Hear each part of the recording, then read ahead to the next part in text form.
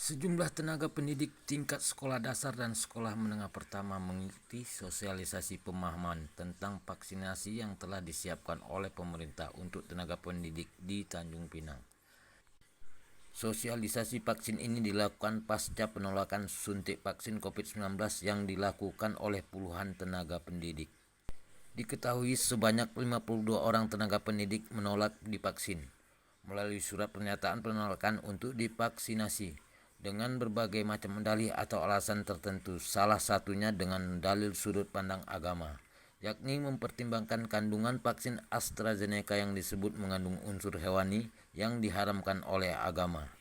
Selain mengejar target vaksinasi daerah, program ini juga akan menjadi tolak ukur kesiapan setiap sekolah dalam menghadapi wacana belajar tatap muka terbatas yang akan dilaksanakan pada bulan ini. Pelaksana tugas Kepala Dinas Pendidikan Kota Tanjung Pinang, Mulia Wiwin, membenarkan atas penolakan puluhan guru tersebut.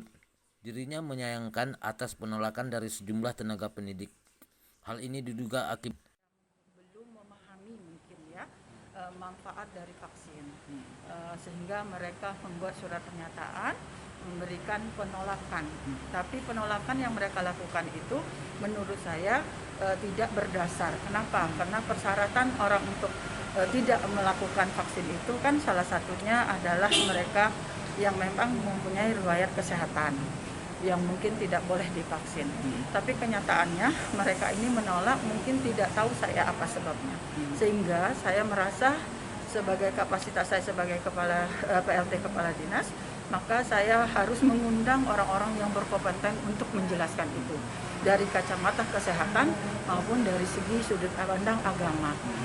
Sementara pembantu kurikulum SMP Negeri 4 Tanjung Pinang, Rinaldi, mengklaim bahwa pihaknya siap untuk menerapkan program belajar tatap muka yang direncanakan akan dimulai bulan Juni ini.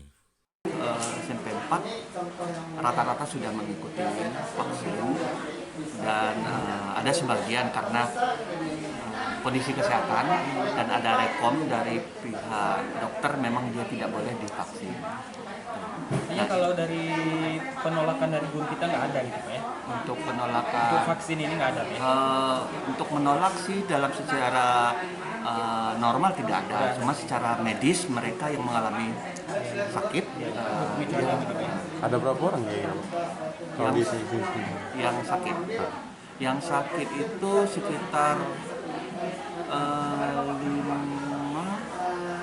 5 atau 6 orang.